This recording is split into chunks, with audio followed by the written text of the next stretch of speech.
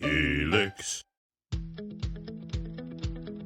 Really excited to talk with you today about the Learner's First framework and your beliefs on its inevitability in higher ed. I think if I were to say one statement, it would be, how do we wrap the resources of the institution around the needs of the learner so that we're in it for them and with them to deliver the consequence or the outcome that they need, whether that is a degree or not.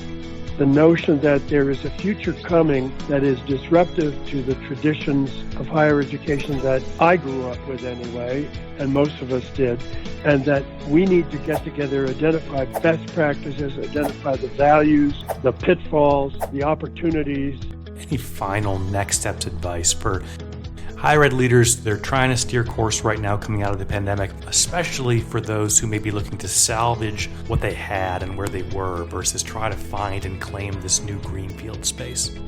I have been the founding president of 2 institutions, and that's very hard and difficult work, but in many ways it's different than trying to change the culture of an existing organization. Changing a culture is much more difficult.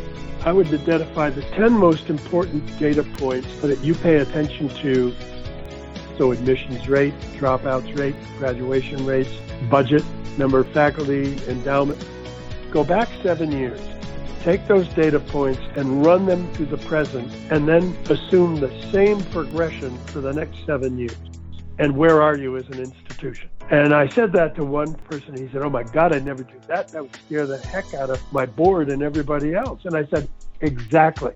So if nothing changes, here's where you are in 7 years. The most important thing is to create a rock solid clarity. You have to change or you will be either seriously compromised or out of business.